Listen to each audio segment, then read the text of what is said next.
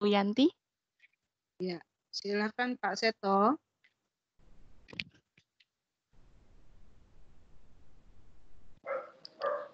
Baik, selamat malam Ibu, Bapak, dan teman-teman semua.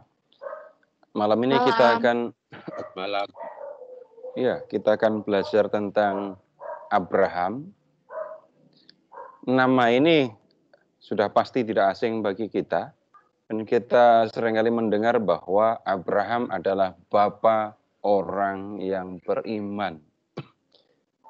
Nah, seringkali ketika mendengar kalimat Abraham adalah bapa orang yang beriman, lalu orang bisa jadi akan terpikir menjadi orang percaya seperti Abraham, atau bahkan Abraham sendiri ketika percaya itu hal yang biasa saja, hal yang tampak mudah, pokoknya percaya terus. Tetapi Bapak Ibu, rupanya tidak seperti itu. Kepercayaan Abraham itu menjadi sangat jelas justru ketika harus berhadapan dengan berbagai tantangan untuk percaya. Kalau saya bertanya kepada Bapak Ibu, kepada saudara-saudara semua, begini, pernah dibuat bingung oleh Tuhan atau belum?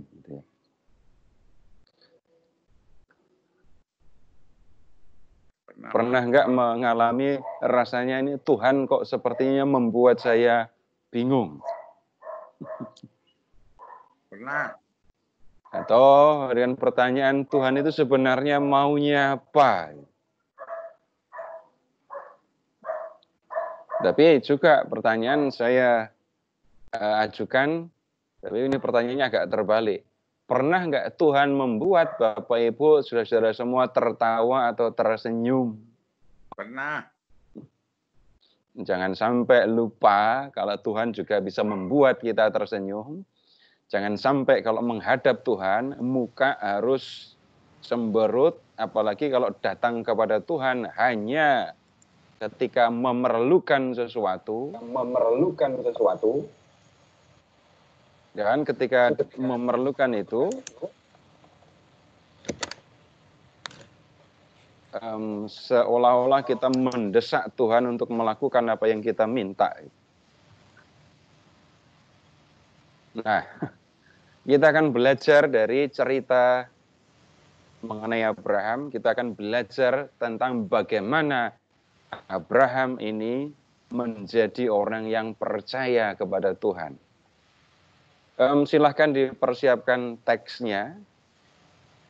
Kita mulai dari kitab Kejadian bab 12.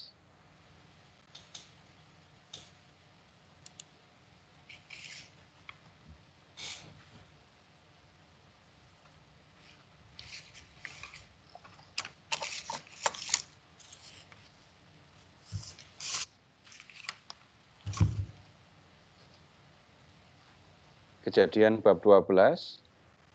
Nah, nanti yang akan kita lihat itu jalan cerita secara menyeluruh ya, yang ada dari Kejadian bab 12 sampai dengan bab 25 ya.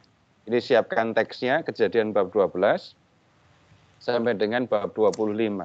Dan pertama-tama kita akan melihat secara keseluruhan garis besar jalan ceritanya.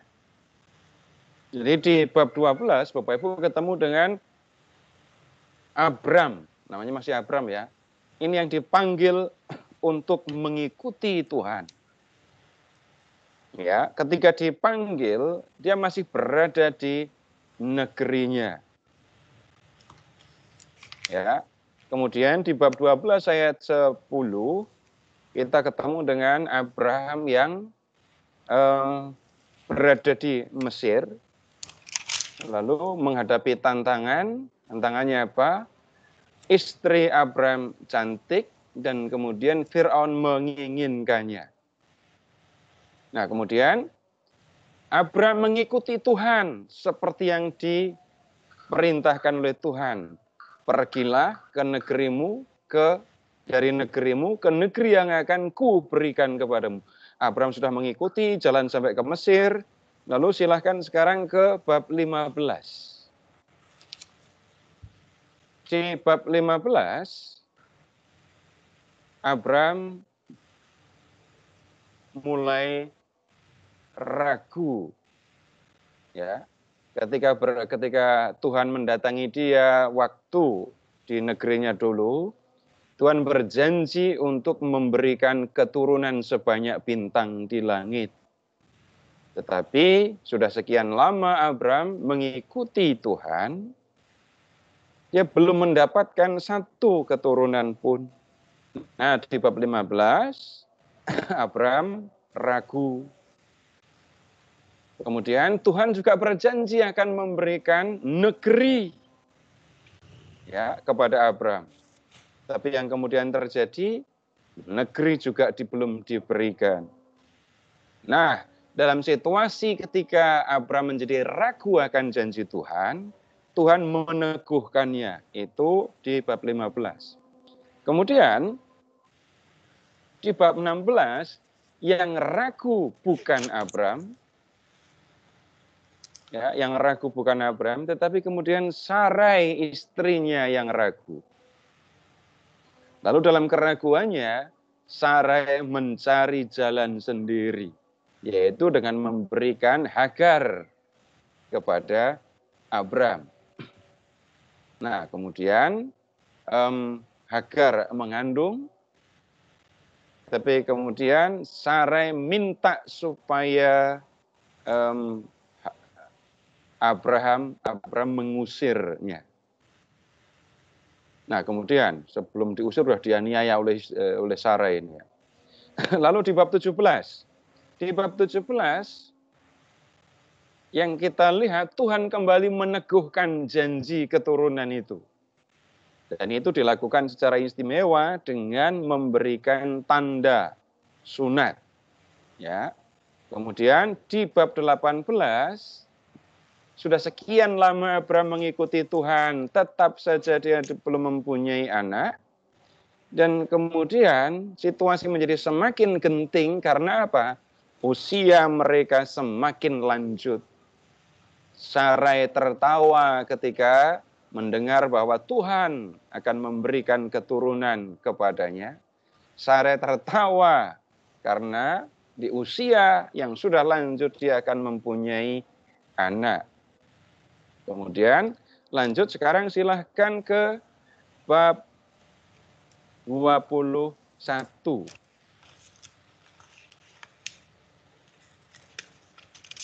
Minta maaf yang belum unmute tolong di unmute karena suaranya mengganggu yang lain pasti.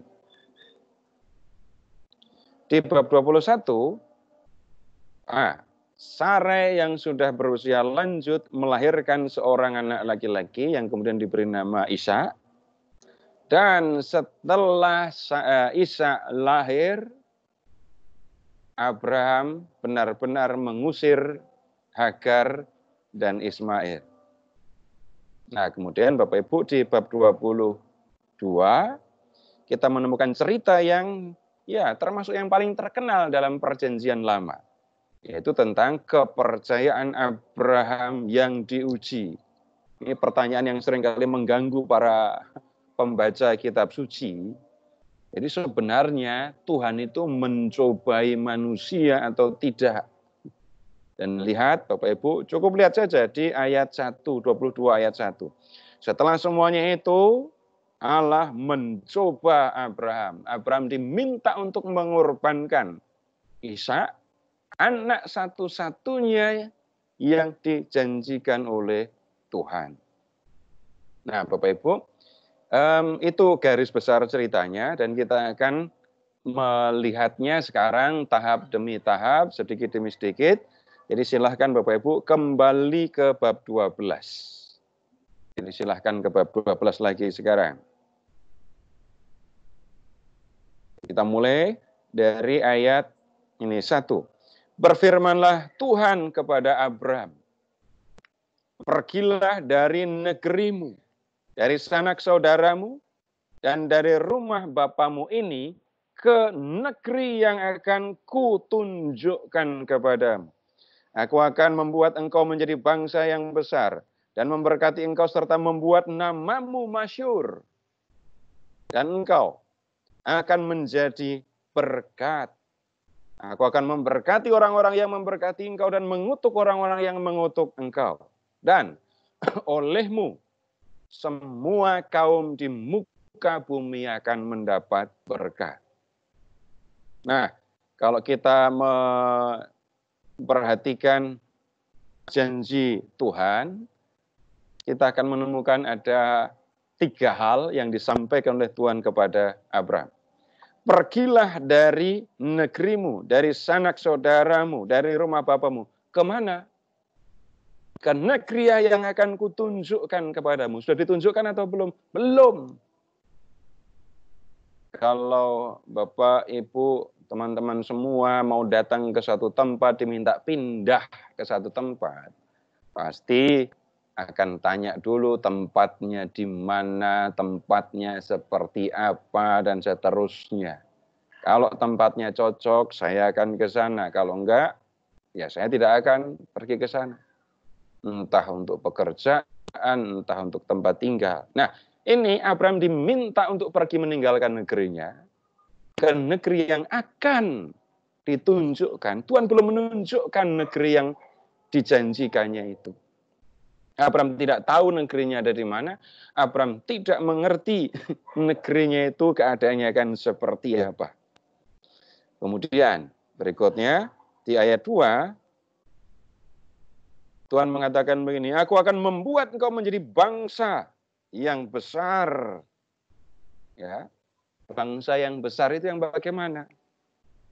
Urusannya bukan bangsa yang besar adalah bangsa yang menghormati para pahlawannya, bukan itu. Di zaman kuno, pemahaman tentang bangsa yang besar itu sederhana saja. Bangsa yang besar adalah bangsa yang jumlah anggotanya banyak. Dan anggota yang banyak itu ditentukan oleh jumlah laki-lakinya. Laki-laki dewasa jumlahnya banyak, nah itu bangsa yang besar. Jadi dengan kata lain Tuhan mengatakan kepada Abraham, kamu akan mempunyai keturunan yang sangat besar jumlahnya. Anak laki-lakinya akan banyak sekali. Ya. Dan karena jumlah laki-laki banyak, bangsa yang kamu turunkan nanti akan menjadi bangsa yang sangat kuat. Nah, kemudian Bapak Ibu, lihat yang berikutnya yang disampaikan oleh Tuhan. Dan memberkati engkau serta membuat namamu masyhur. Tuhan akan memberkati Abraham. Memberkati itu maksudnya memberikan segala yang baik untuk Abraham. Jadi yang disebut memberkati itu adalah menganugerahkan, memberikan yang baik kepada seseorang. Kalau sesama manusia memberkati, jadi orang tua atau ayah memberkati anak, nah itu artinya orang tua memohon kepada Tuhan supaya Tuhan memberikan yang baik kepada anaknya. Kalau Tuhan memberkati seseorang, itu artinya Tuhan akan memberikan yang baik kepada orang itu. Nah, kemudian sepanjang cerita ini Bapak Ibu, yang akan menjadi perhatian dari ketiga janji ini adalah janji yang kedua, keturunan sebanyak bintang di langit, keturunan atau menjadi bangsa yang besar. Kemudian yang kedua, janji yang pertama, negeri. Nah, kemudian Bapak Ibu lihat ke ayat 4 sekarang. Lalu pergilah Abraham seperti yang difirmankan Tuhan kepadanya. Dan Lot pun ikut bersama-sama dengan dia. Abraham berumur 75 tahun ketika ia berangkat dari Haran. Nah, tolong Bapak Ibu amati umur Abraham. Seorang yang berumur 75 tahun mendapat janji dari Tuhan bahwa dia akan menjadi bangsa yang besar. Seorang yang sudah usianya lanjut ini dikatakan akan menurunkan bangsa yang besar. Dan kalau Abram berumur 75, Sarai umurnya berapa? Bapak Ibu silahkan melihat Kejadian bab 17 ayat 17. Jadi di Kejadian bab 17 ayat 17, Bapak Ibu ketemu dengan selisih umur Abram dan Sarai. Nah, silahkan amati selisihnya berapa. Yang satu berumur 100, Abram. Sarai berumur 90. Berarti selisihnya kan 10 tahun. Nah, waktu Abram pergi, umurnya 75. Berarti waktu itu Sarai berumur 65. Dari sini saja Bapak Ibu sudah menemukan ada yang nggak biasa.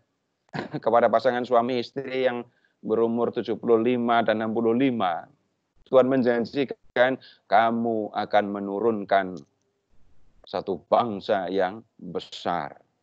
Nah, tapi Bapak Ibu lihat, lalu pergilah Abram.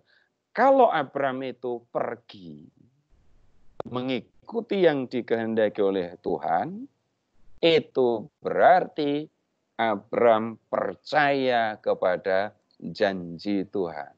Dan kepercayaan Abram diwujudkan bukan dengan omongan, ya aku percaya. Enggak. Abram pergi meninggalkan negerinya, meninggalkan keluarga besarnya. Lalu pergi mengikuti Tuhan. Lihat ke ayat 5. Abram membawa Sarai istrinya dan Lot anak saudaranya serta segala harta benda yang didapat mereka dan orang-orang yang diperoleh mereka di Haran. Mereka berangkat ke tanah Kanaan. Lalu sampai di situ. Abram berjalan melalui negeri itu sampai ke satu tempat dekat Sikem, yakni Pontar-Bantin di More. Abram berjalan jauh sampai ke Kanaan. Supaya Bapak Ibu teman-teman semua bisa mendapatkan gambaran tentang tempat tinggal Abram, silahkan membuka peta dunia zaman purba. Jadi silahkan lihat peta dunia zaman purba. Di peta zaman purba, di dunia zaman purba atau dunia para bapak bangsa gitu ya. Bapak Ibu silahkan cari dulu di pinggir Laut Tengah, itu satu tempat yang bernama Kanaan, hurufnya tebal. Kemudian Bapak Ibu silahkan ke arah utara, kemudian sampai ke Syria, ya. Kemudian silahkan ke utara lagi, masuk ke wilayah Mesopotamia, tapi harus nyebrang Sungai Efrat, dan cari di situ satu tempat yang bernama Haran. Udah. Kemudian silahkan pergi ke arah timur, ada Asyur. Kemudian silahkan lihat ke arah selatan, ada Babel. Kemudian di wilayah Babel, silahkan cari Ur Kasdim. Nah, sekarang begini, asal mula Abraham itu dari Ur Kasdim, dan kemudian rupanya Abraham bersama dengan keluarganya, kalau membaca akhir bab 11, sudah bersama dengan Terah, terus pergi sampai ke Haran. Dan kalau kita membaca teksnya tadi, Abraham berangkatnya dari Haran ini tadi. Dari Haran ke arah selatan masuk ke wilayah Kanaan. Ya, kemudian Abraham nanti akan berjalan terus ke selatan. Sampai di selatan terus sampai ke Mesir. Jadi silahkan amati perjalanan Abraham. Jadi lumayan panjang. Nah, silahkan kembali ke Kejadian bab 12 tadi. Di ayat 6, dia sudah sampai di Kanaan. Ayat 7. Ketika itu Tuhan menampakkan diri kepada Abram dan berfirman, Aku akan memberikan negeri ini kepada keturunanmu. Jadi baru sekarang jelas negeri yang dijanjikan oleh Tuhan itu adalah Kanaan. Ya. Jadi negerinya ada di situ. Tapi sudah menjadi milik Abram? Belum. Abram hanya lewat saja. Dan Abram terus berjalan ke selatan. Lihat sekarang ayat 9. Sesudah itu Abram berangkat dan makin jauh berjalan ke tanah Negeb. Itu sudah ke selatan. Lanjut ke ayat 10. Ketika kelaparan timbul di negeri itu, di Kanaan, pergilah Abram ke Mesir untuk tinggal di situ sebagai orang asing, sebab hebat kelaparan di negeri itu. Ya. Nah, mulai muncul masalah sekarang. Abram masuk ke Mesir kan ya? Dan Abram adalah satu keluarga pengembara. Pada waktu ia masuk ke Mesir, berkatalah ia kepada Sarai istrinya, memang aku tahu bahwa engkau adalah seorang perempuan yang cantik parasnya. Umurnya berapa tadi? 65, tapi masih cantik. Ini yang bisa jawab ibu-ibu, atau malah dibalik, ibu-ibu harus bertanya kepada Sarai, ini rahasianya bagaimana, umur 65, masih cantik dan masih banyak yang naksir. Lihat berikutnya. Apabila orang Mesir melihat engkau, mereka akan berkata, itu istrinya. Jadi mereka akan membunuh aku dan membiarkan engkau hidup. Katakanlah bahwa engkau adikku, supaya aku diperlakukan mereka dengan baik karena engkau, dan aku dibiarkan hidup oleh sebab engkau. Ini bisa jadi ibu-ibu agak sulit menerima kata-kata Abram ini ya. Kenapa? Abram punya istri yang cantik, dan kemudian dia melihat kecantikan istrinya itu bisa mendatangkan resiko untuk dia, untuk Abraham. Nah, karena itu dia minta supaya Sarai ngomong begini, aku adalah adik Abram. Jadi Abram minta supaya Sarai ngomong begitu. Tujuannya apa? Supaya aku diperlakukan mereka dengan baik, dan aku dibiarkan hidup. Jadi kalau dengan bahasa yang lugas, Abram mengorbankan istrinya supaya dia sendiri selamat. Nah, benar yang dikhawatirkan oleh Abram. Sesudah Abram masuk ke Mesir, orang Mesir itu melihat bahwa perempuan itu sangat cantik. Dan ketika punggawa-punggawa Fir'aun, jadi Fir'aun itu bukan nama ya, Fir'aun itu sama dengan raja. Melihat Sarai, mereka memuji-mujinya di hadapan Fir'aun sehingga perempuan itu dibawa ke istananya. Ya. Fir'aun menyambut Abram dengan baik-baik karena ia mengingini perempuan itu. Jadi Fir'aun pun terpesona kepada Sarai dan menginginkan Sarai menjadi apa menyebutnya istrinya atau selirnya begitu ya. Dan kemudian lihat Bapak Ibu, dan Abram mendapat kambing domba, lembu sapi, keledai jantan, budak laki-laki dan perempuan, keledai betina dan unta. Maksudnya apa?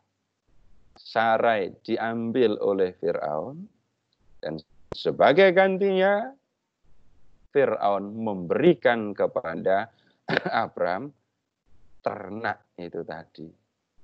Ini yang saya bilang nggak nyaman mendengar hal yang seperti ini. Tapi begini, kita tidak bisa membaca cerita ini semata-mata dari sudut pandang dunia modern, apalagi dari sisi perkawinan Katolik. Kenapa? Pemahaman mengenai istri dari pihak suami berbeda sekali dengan pemahaman yang kita miliki sekarang.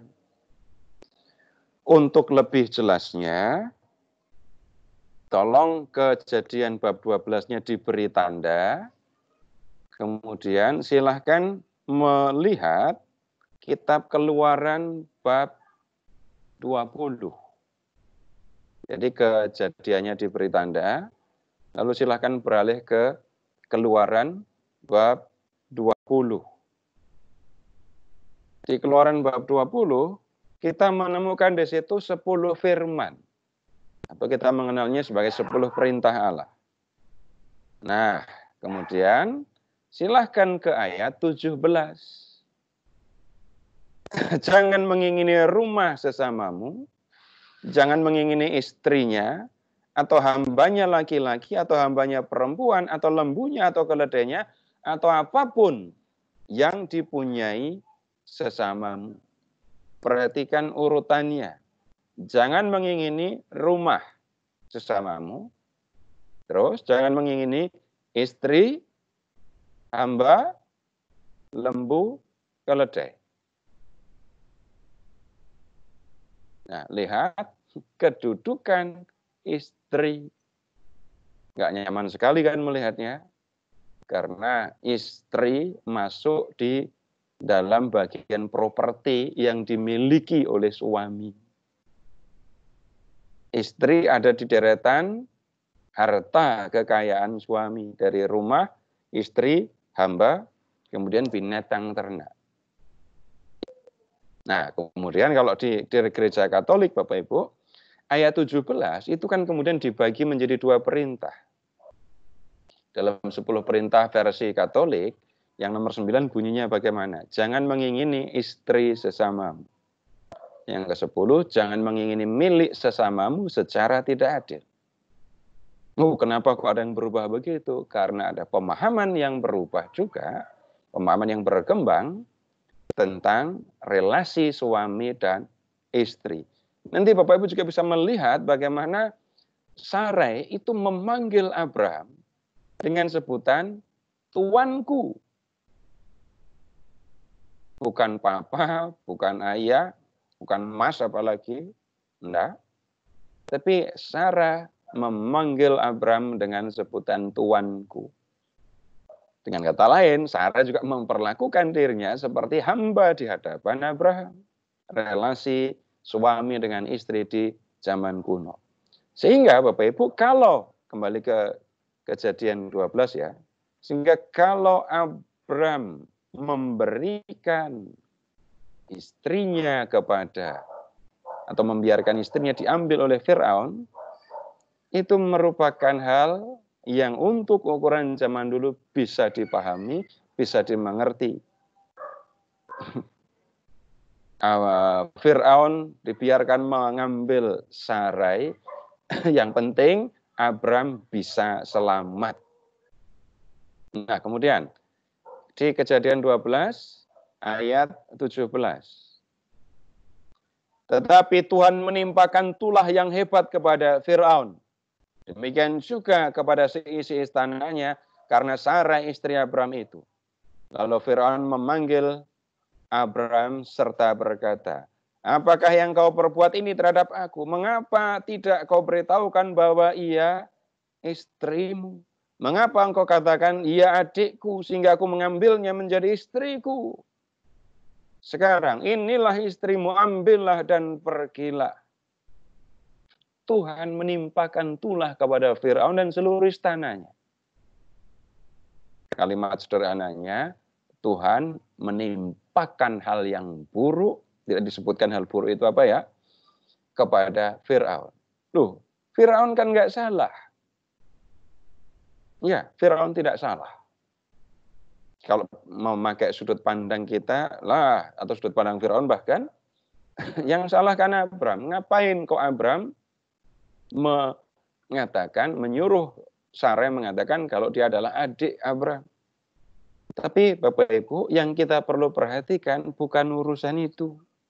Tolong amati, Tuhan berjanji akan membuat Abram menjadi bangsa yang besar.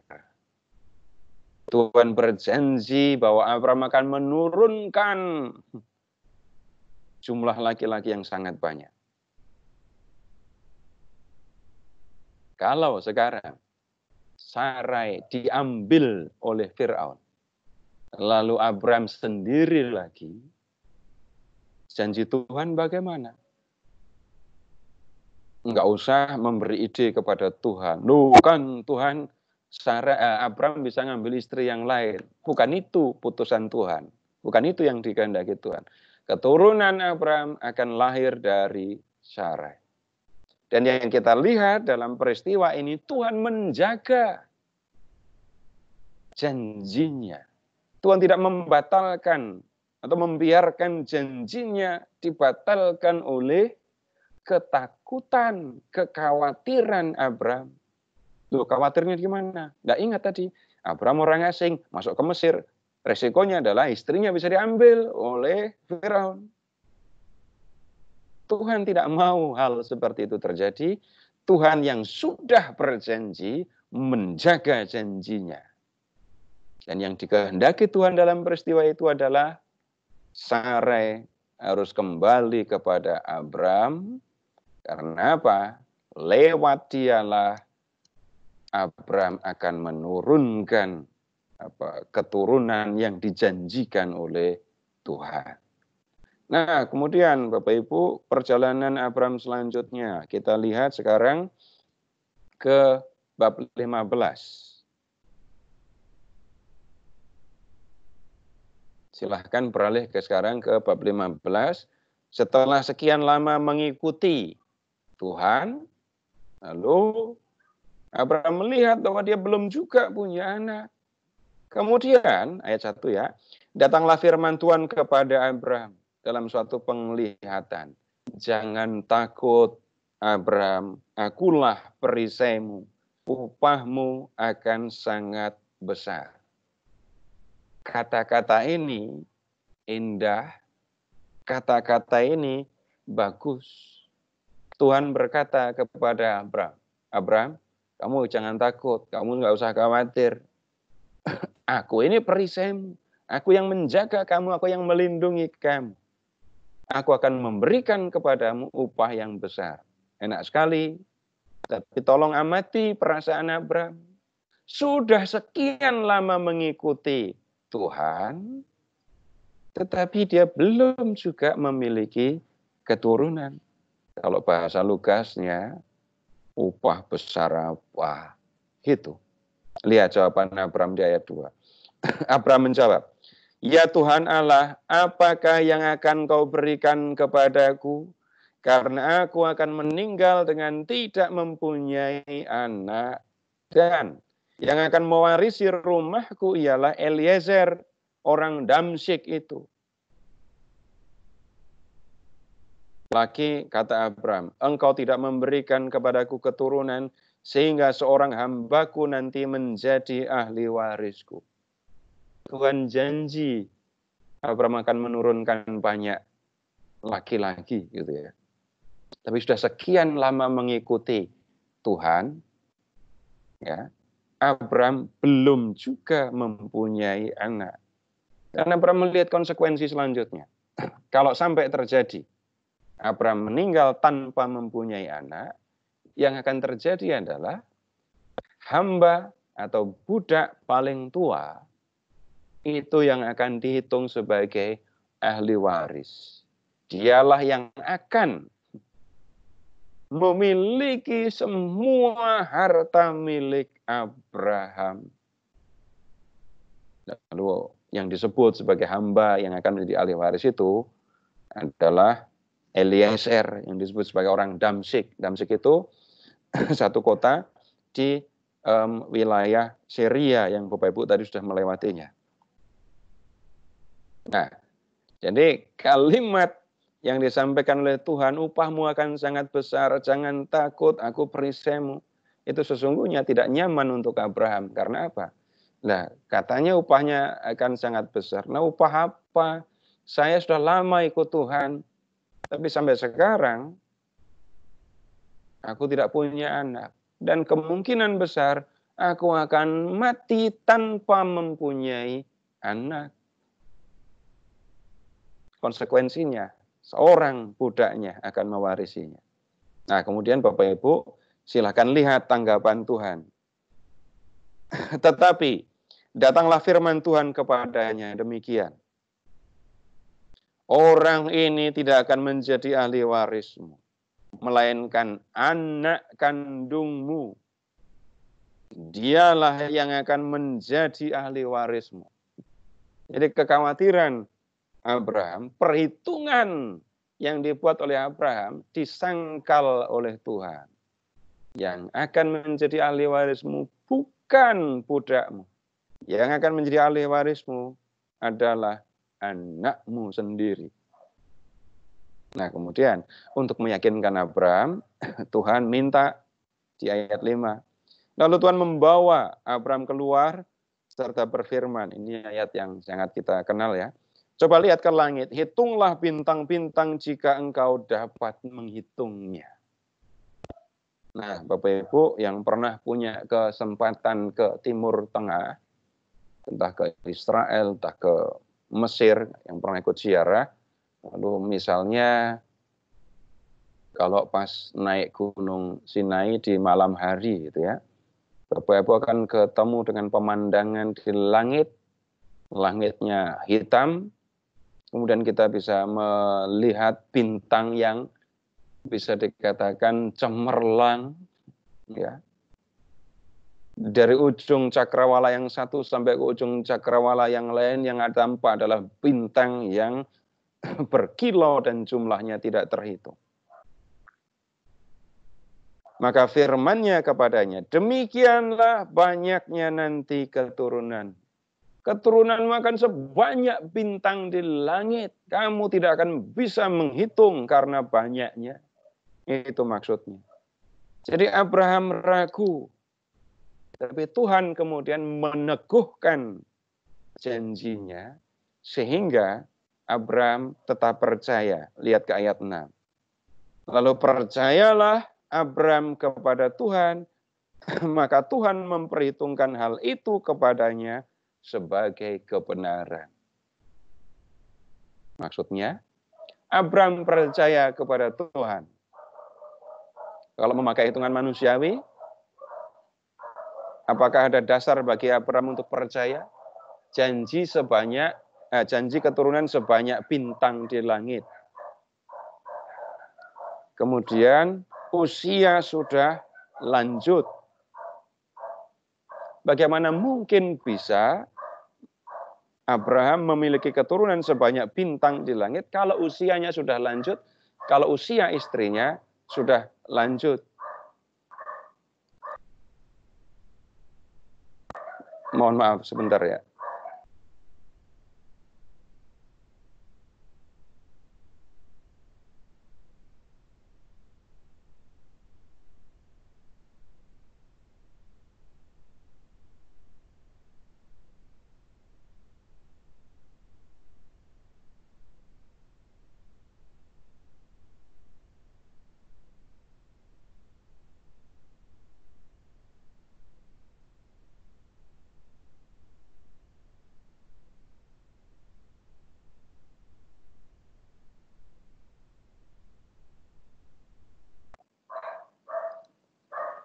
Ini mohon maaf ada saudara, kalau di sini semua tetangga jadi saudara yang mengantarkan makanan untuk saya. Jadi saya nggak khawatir akan lapar. Ini sudah ada yang antar makanan.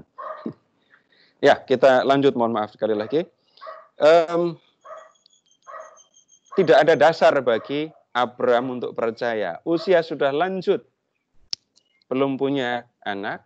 Tapi janjinya adalah keturunan sebanyak bintang di langit. Tetapi Abraham menerima perkataan Tuhan itu sebagai sebuah kebenaran. Abraham percaya kepada Tuhan dan Tuhan memandang sikap Abraham itu sebagai sikap yang benar. Abraham percaya dan Tuhan memperhitungkan tindakan Abraham, sikap Abraham yang percaya itu sebagai sikap yang benar. Nah, kemudian lihat ke ayat 7. Ini tadi urusan dengan keturunan, sekarang urusan dengan tanah. Lagi firman Tuhan kepadanya, akulah Tuhan yang membawa engkau keluar dari Ur Kasdim untuk memberikan negeri ini kepadamu menjadi milikmu. Jadi Tuhan mengingatkan, aku sudah janji akan memberikan tanah Kanaan kepadamu. Abraham juga bingung dengan ini. Ayat 8. Ya Tuhan Allah, dari manakah aku tahu bahwa aku akan memilikinya? Bapak Ibu, di perikop ini Bapak Ibu akan ketemu dengan satu perikop yang bisa jadi sulit dipahami kalau kita tidak memahami latar belakang budaya kebiasaan orang di zaman itu. Karena apa? Lihat ke ayat 9. Abraham kan nanya tadi ya Tuhan Allah, dari manakah aku tahu bahwa aku akan memilikinya, gitu kan? Nah, lihat ke ayat 9. Firman Tuhan kepadanya, ambillah bagiku seekor lembu betina berumur 3 tahun, kambing betina 3 tahun, domba jantan 3 tahun, burung tekukur, anak burung merpati. Kemudian, lihat, diambilnya semuanya itu bagi Tuhan, dipotong 2, lalu diletakkan bagian itu satu di samping yang lain, tetapi burung-burung tidak dipotong. Kemudian, lihat berikutnya. Menjelang matahari terbenam, tertidurlah Abraham dengan nyenyak. Terus, lalu turunlah meliputinya gelap gulita yang mengerikan. Firman Tuhan kepadanya, ketahuilah dengan sesungguhnya bahwa keturunanmu akan menjadi orang asing di suatu negeri dan seterusnya. Lalu, melompat ayat 17. Ayat 17. Ketika matahari terbenam dan hari menjadi gelap, maka kelihatanlah perapian yang berasap serta suluh yang berapi lewat di antara potongan-potongan daging itu. Pada hari itulah Tuhan mengadakan perjanjian dengan Abraham serta berfirman, kepada keturunanmu lah ku berikan negeri ini mulai dari sungai Mesir sampai ke sungai yang besar, yaitu sungai Efrat. Abraham diminta menyiapkan binatang-binatang lagi. Tadi binatangnya dibelah bagi 2.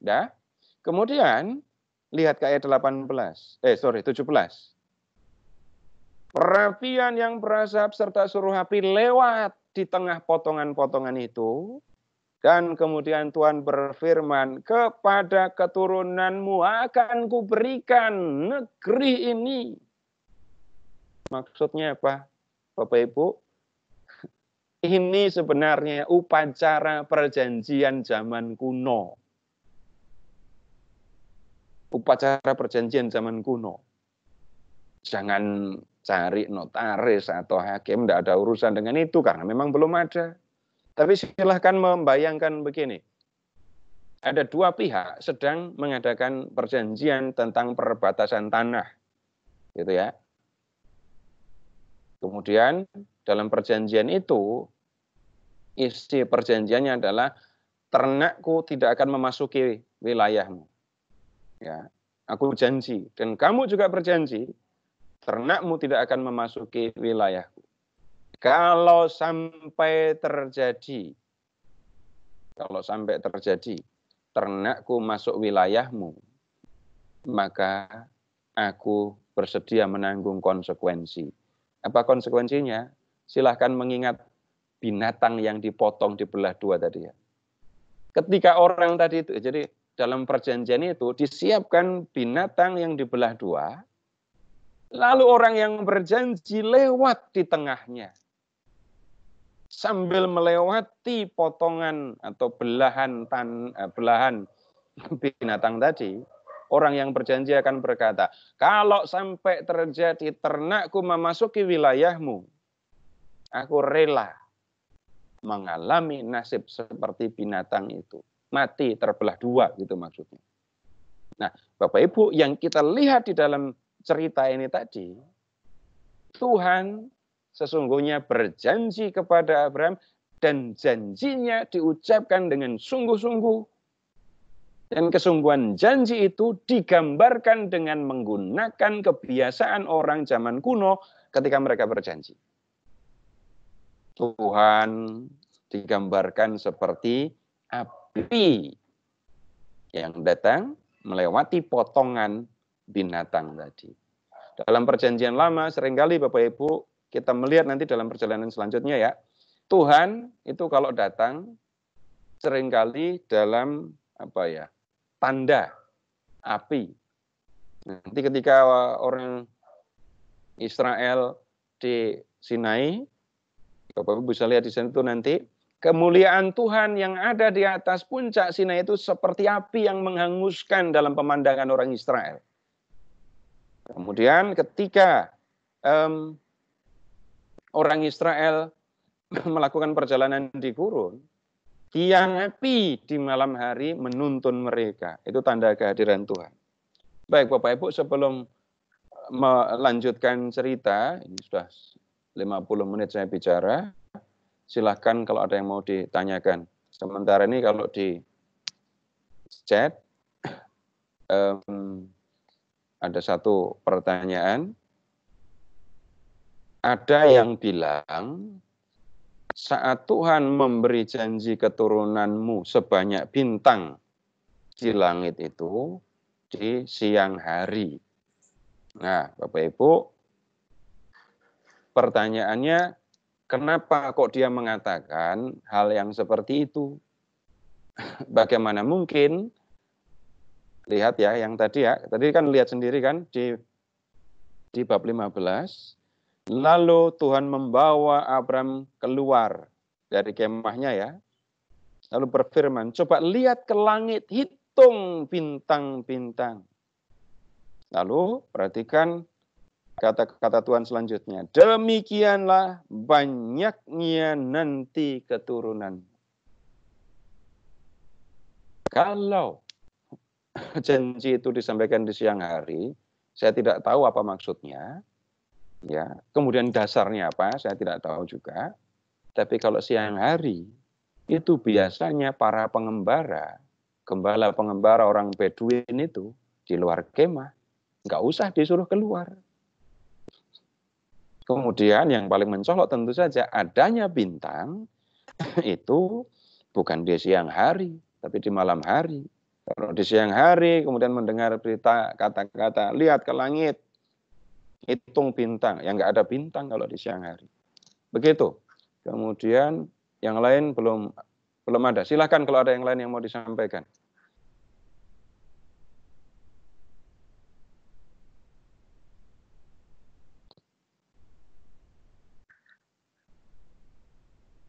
Bu Yanti? Saya Pak. Silahkan yang mau bertanya.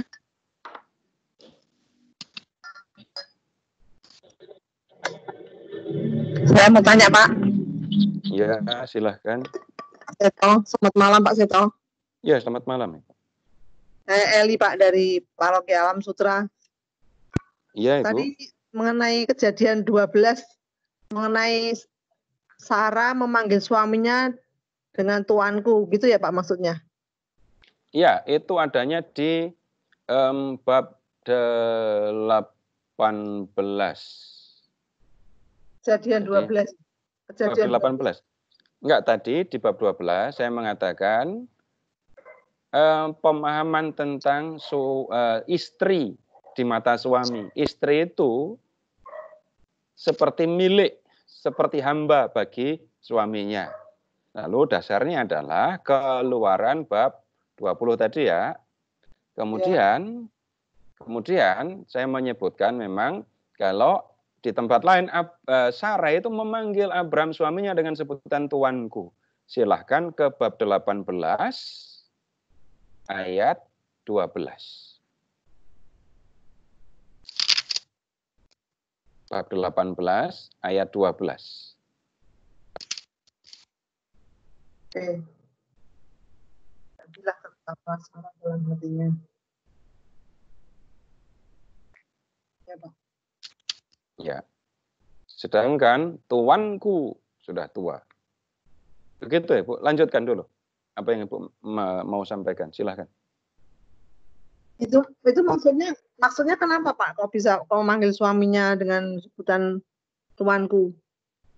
Ya, tuan dengan hamba. Di zaman kuno, istri Iya. itu milik suami. Ini sekali lagi, Ibu tidak bisa mengukurnya dengan cara pandang kita sekarang. Oh, iya, ya. Iya, Ibu harus masuk ke dunia zaman kuno. Ibu ingat yang dari Keluaran bab 20 itu tadi ya Bu ya, yang 10 firman. Jangan mengingini rumah sesamamu, jangan mengingini istrinya, hambanya, ya, lembunya, keledainya. Nah, amati itu saja. Lalu istri masuk dalam properti itu tadi. Bahasanya jelek sekali ya, tapi itulah pemahaman di zaman kuno. Oke. Ya, silahkan. Ya, makasih ya Pak Seto. Iya, sama-sama Ibu. Silahkan yang lain lagi. Silakan Bapak Ibu yang mau bertanya lagi. Selamat malam, Pak. Iya, selamat malam. Pak, mau nanya. Kalau Hagar diusir oleh Abraham, terus sampai dewasa Ismail ya anaknya, apakah mereka itu nggak pernah kembali lagi ya, Pak? Nah, nanti Ibu tinggal baca cerita selanjutnya. Kembali ke mana maksudnya? Kembali ke Abraham gitu, kembali ke tanah terjanji juga. Kembali bergabung gitu loh, Pak. Setelah mereka diusir itu memang mereka sudah tidak pernah bertemu, atau setelah di padang gurun Hagar membesarkan anaknya, akhirnya Ismail juga diberkati ya Pak ya oleh Abraham sendiri. Tapi apakah itu mereka tidak pernah kembali atau menuju ke tanah terjanji juga? Jadi nanti akan disebutkan kalau Ismail itu menjadi bapa dari para pengembara. Bapa dari suku-suku pengembara di gurun. Kalau Ismail pulang apa enggak, ketemu ayahnya lagi apa enggak gitu ya, itu Ibu bisa lihat di bab 25, di bab 25 ya, ayat 9, itu dari ayat 7 sebenarnya bacanya. Jadi waktu Abraham meninggal, nah Ismail datang. Ya, mereka menguburkan bareng bapaknya, Ismail dan Ishak. Itu yang dimaksudkan, atau ini Abraham masih mengembara Ibu ya. Jadi Abraham belum menetap di awal ini. Dan kemudian nanti belum bisa dikatakan kalau Abraham sesungguhnya itu sudah menjadi pemilik tanah Kanaan, belum. Nanti Ibu juga perlu mengingat kepada keturunanmu akan kuberikan negeri ini. Yang benar-benar memiliki Kanaan nanti keturunan Abraham. Siapa? Orang Israel. Kapan terjadi? Di zaman Yosua. Jadi ceritanya masih panjang sekali Ibu ya. Baik, begitu dulu Ibu.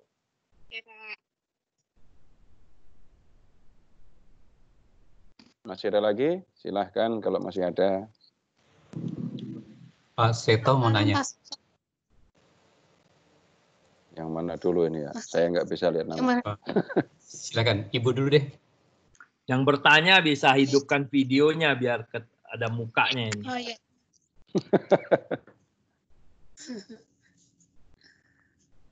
Ya, selamat malam Pak Seto. Saya mau tanya. Iya. Iya, tadi kan mau tanya kalau Abraham itu berasal dari Haran ya, Pak? Terus tadi di ayat, tadi kan di ayat keberapa gitu saya baca, katanya firman Allah, Abraham itu sudah keluar dari Kurdis atau Kurdis gitu Pak. Nah itu hubungannya bagaimana Pak? supaya jelas, Ibu silakan mundur ke bab 11 ya Bu ya. Lihat ke bab 11. Ya, ayat 27 dulu. Ayat 27. Ya. Ya. Perhatikan nama Terah. Mm-mm. Inilah keturunan Terah. Terah memperanakkan Abram, Nahor, dan Haran. Dan Haran memperanakkan Lot. Ketika Terah ayahnya masih hidup, matilah Haran di negeri kelahirannya di Ur Kasdim. Oh iya. Ya. Kemudian berikutnya ayat 31. Lalu Terah membawa Abram, anaknya, serta cucunya, Lot, yaitu anak Haran, dan Sarai menantunya, istri Abram, dan anaknya. Ia berangkat bersama-sama dengan mereka dari Ur Kasdim untuk pergi ke tanah Kanaan. Lalu sampailah mereka ke Haran dan menetap di sana. Umur Terah 205 tahun, lalu ia mati di Haran. Ya, memang kalau kita memperhatikan teks ini, ada yang membingungkan ya. Karena apa? Dulu waktu kecil saya tahu Abram itu dipanggilnya di Ur Kasdim.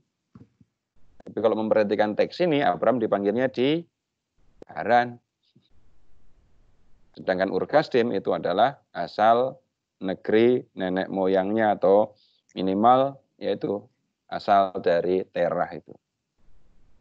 Tanah kelahiran. Tapi jangan kaget kalau ketemu pandangan yang berbeda di teks ya. Karena Abram disuruh meninggalkan Ur Kasdim itu. Yang Ibu sebut tadi ayat di mana Ibu? Yang Ibu sebutkan tadi? Yang Abraham dari Haran. Ya. Bab 12 nih kayak.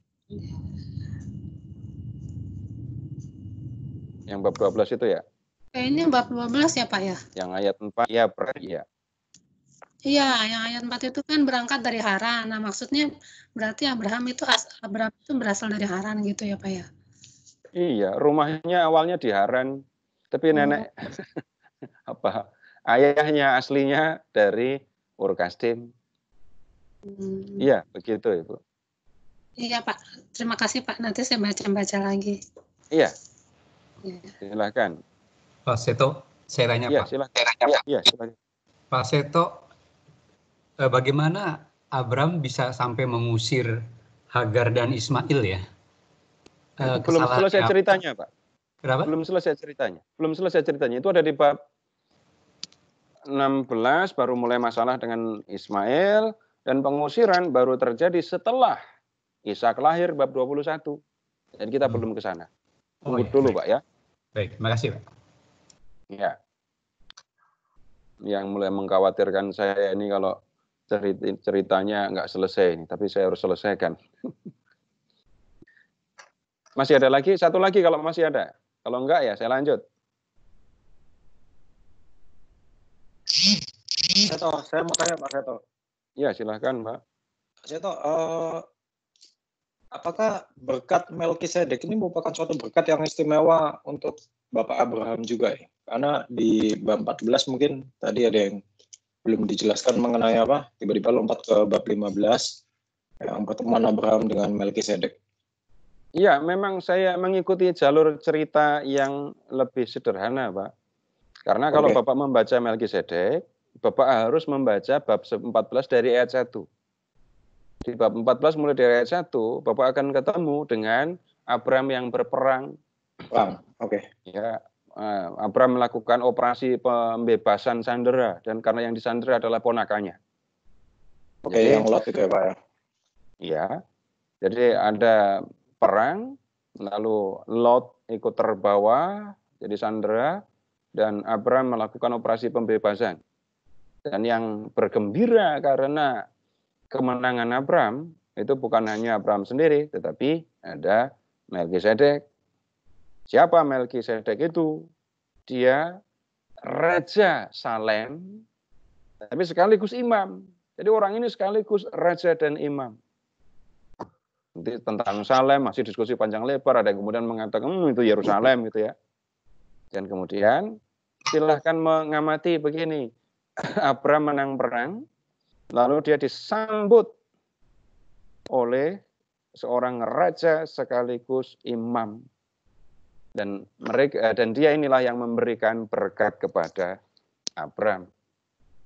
Kemudian selanjutnya Abram memberikan 1/10 dari hasil rampasan perang. Tapi kalau Bapak mendiskusikan ini, lalu jalan cerita tadi agak terputus, Pak. Itu alasannya kenapa saya tidak mengambil bagian itu. Begitu, Pak. Oke, Ya. baik, Pak. Terima kasih, Pak Seto. Baik, kita lanjut ya. Malah ada di chat. Malam, Pak. Halo. Masih boleh, Pak? Satu lagi.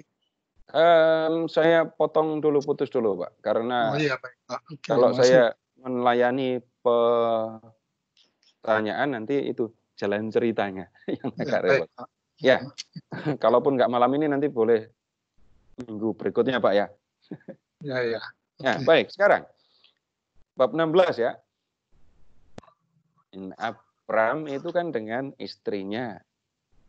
Yang kita lihat di bab 15 tadi, itu Abram yang ragu. Dan kemudian di bab 16, gantian sekarang. Yang ragu adalah istri Abram, yaitu Sarai. Adapun Sarai, istri Abram itu tidak beranak. Katanya dia yang akan menjadi ibu dari bangsa besar itu. Tapi dia tidak mempunyai anak hingga saat itu. Nah, kemudian lihat. Ia mempunyai seorang hamba perempuan orang Mesir, Hagar namanya. Nah, ini catatan, Hagar itu orang Mesir. Berkatalah Sarai kepada Abram, engkau tahu, Tuhan tidak memberi aku melahirkan anak. Karena itu, baiklah, hampiri hambaku itu, Hagar tadi ya. Mungkin, perhatikan kata ini Bapak Ibu, karena ini nggak biasa. Mungkin oleh dialah aku dapat memperoleh seorang anak. Maksudnya apa? Kalau di zaman sekarang, ibu nggak punya anak, itu bisa nyebutnya bayi tabung. Sebelumnya adopsi.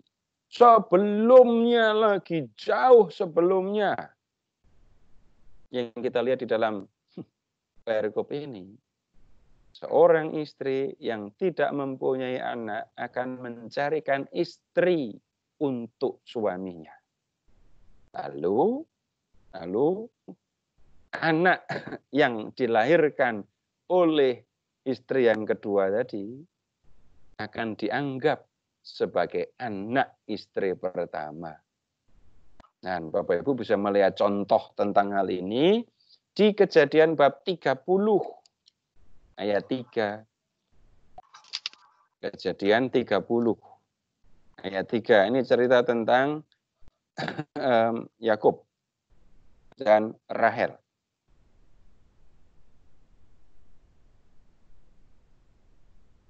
Mulai dari ayat 1 ya, 30 ayat 1. Ketika dilihat Rahel bahwa ia tidak melahirkan anak bagi Yakub, cemburulah ia kepada kakaknya itu, lalu berkata, berikanlah kepadaku anak. Kalau tidak, aku akan mati. Nah, Yakub marah kepada Rahel, akukah pengganti Allah yang telah menghalangi engkau mengandung? Kata Rahel, ini Bilha, budakku perempuan. Hampirilah dia, supaya ia melahirkan anak di pangkuanku, dan supaya oleh dia aku pun mempunyai keturunan. Jadi ada apa menyebutnya ya, ritualnya. Nanti istri yang kedua yang sudah mengandung dan mau melahirkan, kalau mau melahirkan, dia harus melahirkan di pangkuan istri pertama. Karena itu anak yang dilahirkan akan dianggap sebagai anak istri pertama. Bapak, Ibu, ini kebiasaan zaman kuno. Nggak usah terpikir, wah Bram saja melakukan itu, masa saya nggak usah berpikir begitu. Ini cara orang di zaman kuno. Dan yang dimaksudkan begini, Sarai ragu. Umur sudah makin banyak, dia belum juga punya anak. Apa yang dilakukan oleh Sarai? Dia mencari jalan sendiri yang menurut budaya adat zaman itu sesungguhnya sah untuk dilakukan. Ya. Tetapi Tuhan menghendaki yang lain. Ya. Yang dikehendaki Tuhan bukan anak yang dilahirkan oleh Hagar, tetapi tetap anak yang dilahirkan oleh Sarai, walaupun anak itu belum lahir. Nah, kemudian Abraham mengikuti kata-kata Sarai, mengambil Hagar menjadi istrinya, ya. Kemudian Hagar benar-benar mengandung. Hagar benar-benar mengandung. Dan apa yang terjadi? Ayat 4. Hagar memandang rendah nyonyanya. Hagar masih muda. Sarai, nyonya, sang nyonya, usia sudah lanjut. Hagar mengandung, Sarai enggak mengandung. Jadi rupanya Hagar mengejek Sarai. Lalu lihat reaksi Sarai di ayat 5. Penghinaan yang kuderita ini adalah tanggung jawabmu. Itu kata-kata Sarai kepada Abraham.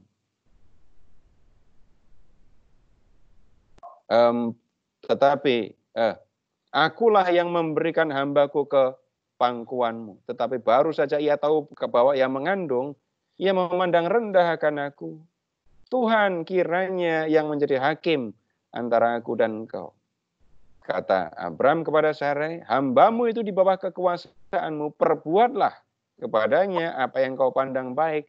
Lalu Sarai menindas Hagar sehingga ia lari meninggalkannya. Bapak Ibu, begini, ini kok bapak-bapak bangsa kok perilakunya seperti ini gitu ya. Ketika Bapak Ibu mengukur tindakan Abraham dan Sarai dengan sudut pandang moral modern, Bapak Ibu akan sulit menerimanya. Ya. Masa bapak bangsa kok disuruh memperistri Hagar mau. Kiraan dikomplain sama Sarai, lalu Abraham berkata, ini hambamu ada di bawah kekuasaan. Lalu Sarai menganiaya, menindas Hagar. Sampai Hagar nggak tahan terus lari. Tapi sekali lagi Bapak Ibu perlu memperhatikan situasinya adalah situasi. Oh, tunggu dulu. Yang tolong di mute karena suaranya keras sekali. Ada yang belum mute itu. Nah, jadi Hagar tidak tahan terhadap penindasan yang dilakukan oleh Sarai, lalu lari. Enggak tahan. Kok begini? Nah, hamba itu milik dari Tuhan. Jadi seorang nyonya boleh melakukan apa saja menurut yang diinginkan. Karena apa? Budak itu sama dengan ternak. Nggak nyaman sekali. Tapi ya menurut kebiasaan orang di zaman itu, ya itu hal yang biasa saja. Nah, kemudian lihat Sarai menindas Hagar, lalu Hagar lari. Nah, nanti tentang Ismail, kita masih akan diskusi kalau ada waktu yang memungkinkan. Saya akan mengajak Bapak Ibu untuk terus mengikuti cerita di alur utamanya ya. Nah, kemudian silahkan ke bab 17. Ketika Abraham berumur 99 tahun. Berangkat tadi mengikuti janji Tuhan umur 75. Sekarang sudah umur 99. Sudah 24 tahun mengikuti Tuhan. Maka Tuhan menampakkan diri kepada Abraham dan berfirman, "Akulah Allah yang Maha Kuasa, hiduplah di hadapanku dengan tidak bercela. Aku akan mengadakan perjanjian antara aku dan engkau, dan aku akan membuat engkau sangat banyak." Janji lagi setelah 24 tahun. Lalu sujudlah Abraham dan Allah berfirman kepadanya, "Dari pihakku, inilah perjanjianku dengan engkau. Engkau akan menjadi bapa sejumlah besar bangsa. Karena itu namamu bukan lagi Abraham, melainkan Abraham. Karena engkau telah kutetapkan menjadi bapa sejumlah besar bangsa. Aku akan membuat engkau beranak cucu sangat banyak. Engkau akan kubuat menjadi bangsa-bangsa, dan daripadamu akan berasal raja-raja." Bapak Ibu, tolong amati ayat 2. Perhatikan kata perjanjian. Yang dimaksudkan, ini bukan agreement, tetapi kalimatnya bisa begini. Aku berjanji kepadamu. Ayat 4. Dari pihakku, inilah perjanjianku dengan engkau. Dari pihakku, inilah janjiku kepadamu. Apa janjinya? Engkau akan menjadi bapa sejumlah besar bangsa. Kamu akan menurunkan banyak bangsa. Kamu akan beranak cucu. Dan dari antara keturunanmu akan banyak yang jadi raja. Itu janji yang disampaikan oleh Tuhan kepada Abraham. Jadi Tuhan kembali mengulang atau meneguhkan janjinya itu. Ya. Nah, kemudian lihat yang berikutnya ke ayat 8. Ayat 8. Ini janji keturunan tadi kan, yang ini kepadamu dan kepada keturunanmu akan ku berikan negeri ini yang kau diami sebagai orang asing. Yakni seluruh tanah Kanaan akan kuberikan menjadi milikmu untuk selama-lamanya, dan aku akan menjadi Allah mereka.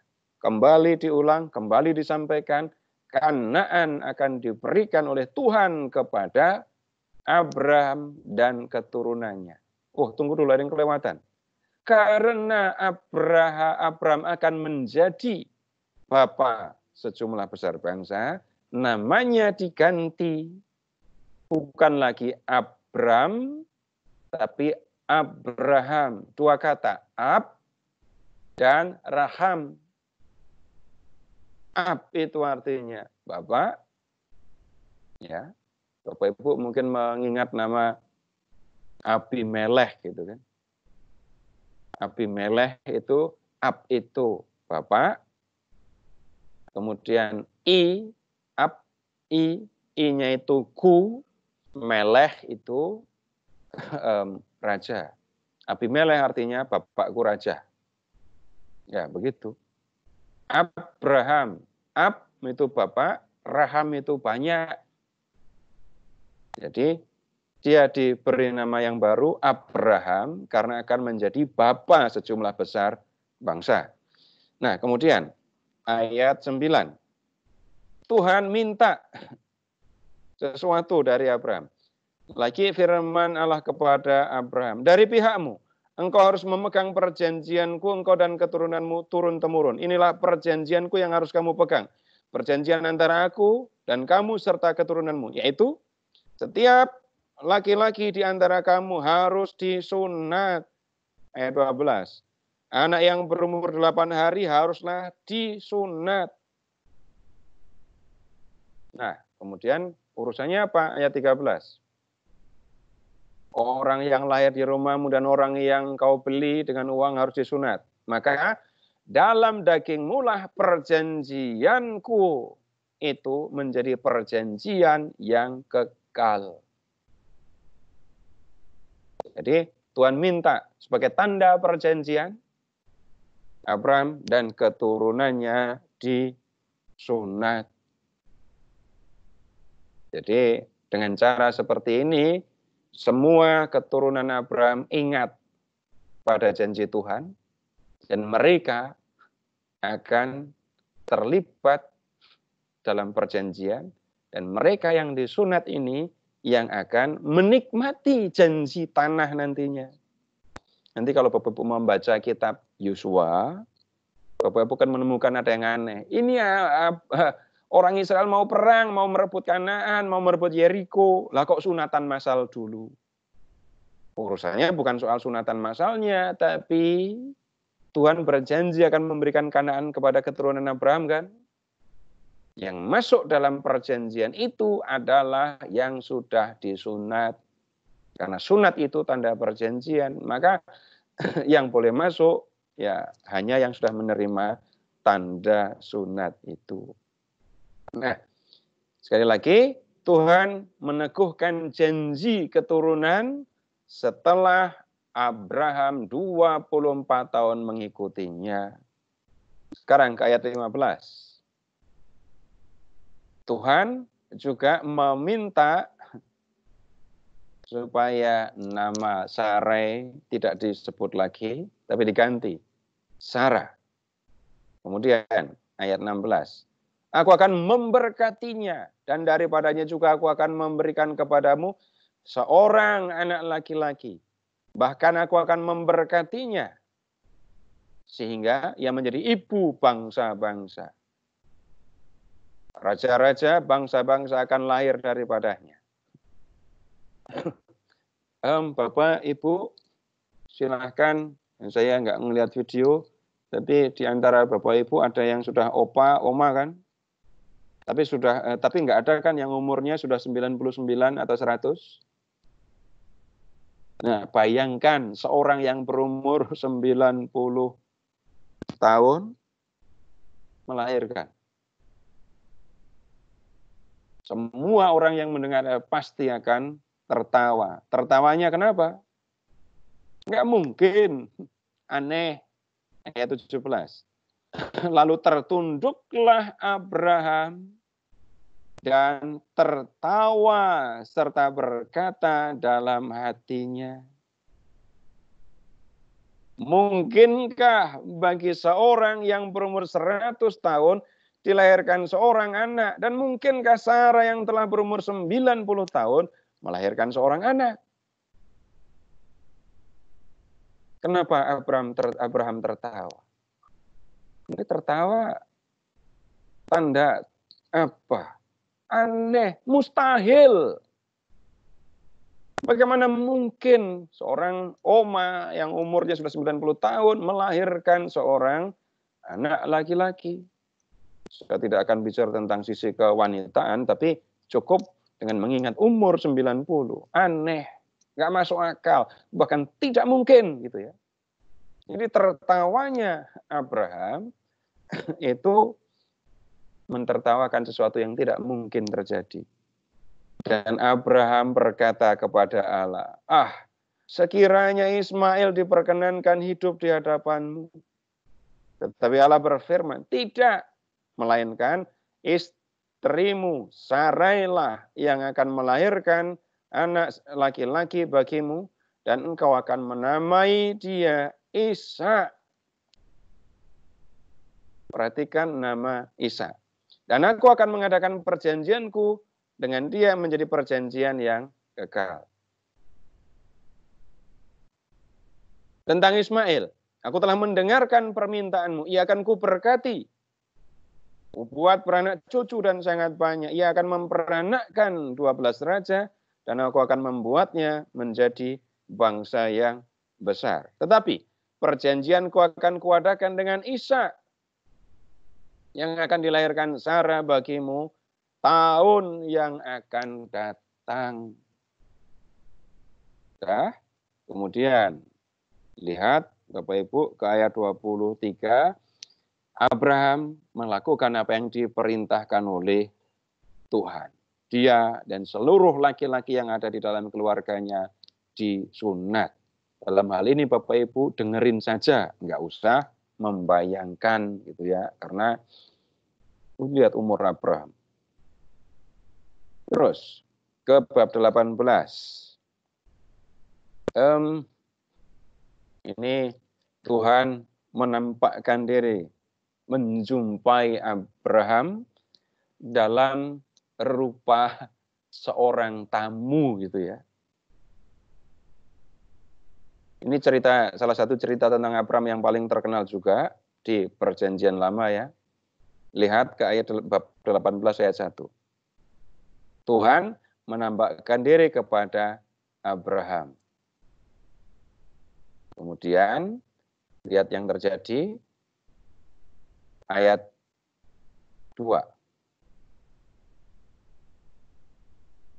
Ketika ia mengangkat mukanya, ia melihat 3 orang yang berdiri di depannya.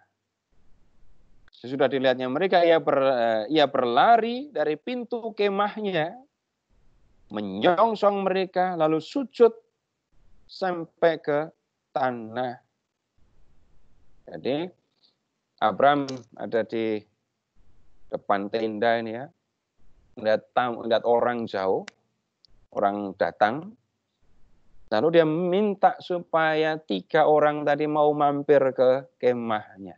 Ini keramahan suku-suku di padang gurun seperti ini, ya, menjamu tamunya dengan cara yang luar biasa. Amati kalau kita mau belajar tentang keramahannya. Ayat 3.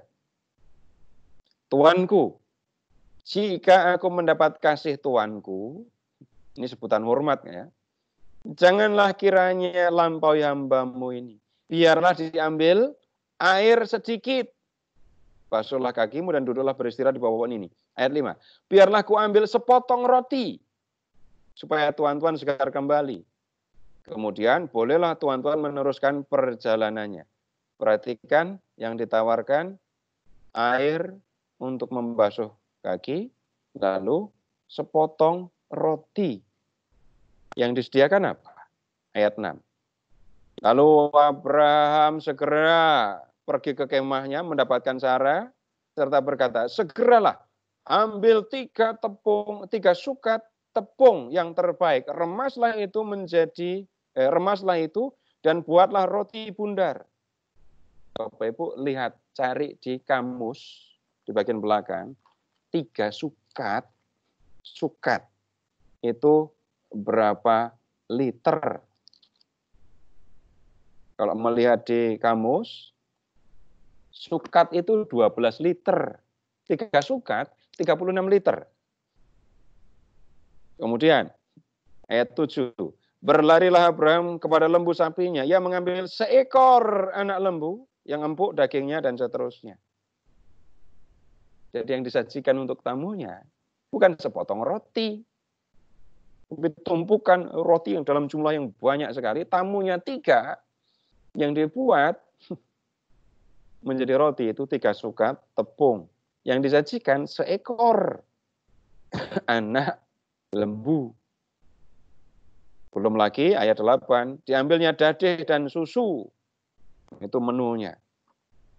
Sudah, sekarang. Sudah selesai makan ini, sekarang ke ayat 9. Lalu kata mereka kepadanya, di manakah Sarah istrimu? Jawabnya, di sana, di dalam kemah.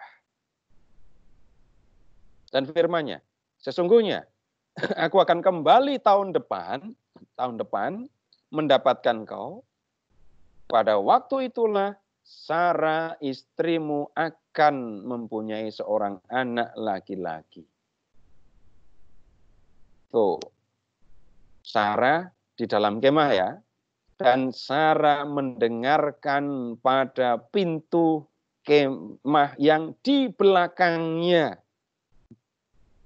Jadi Sarah ada di kemah, kemahnya ada di belakang tamu. Tapi Sarah dengerin. Adapun Abraham dan Sarah telah tua dan lanjut umurnya, dan Sarah telah mati haid. Jadi tertawalah Sarah dalam hatinya, katanya, akan berahikah aku setelah aku sudah layu sedangkan tuanku sudah tua. Ya. Tertawanya di mana? Dalam hati ya. Kalau tertawa sungguhan, gimana? Umur 90 tahun, nyaris 90 tahun tertawa. Pasti terkekeh-kekeh, tapi yang kita lihat, Sarah tertawa dalam hati. Kenapa kok tertawa? Yang dikomongin tamunya itu nggak masuk akal. Aku sudah tua sekali. Bagaimana mungkin aku akan punya anak? Bapak Ibu berulang kali perhatikan kata tertawa. Lalu berfirmanlah Tuhan kepada Abraham, mengapakah Sarah tertawa? Padahal dalam hati loh tertawanya. Dan berkata, sungguhkah aku akan melahirkan anak sedangkan aku telah tua? Adakah sesuatu apapun yang mustahil bagi Tuhan? Pada waktu yang telah ditetapkan itu, tahun depan, aku akan kembali mendapatkan engkau. Pada waktu itulah Sarah mempunyai seorang anak laki-laki. Lalu Sarah menyangkal, katanya, aku tidak tertawa. Sebab ia takut.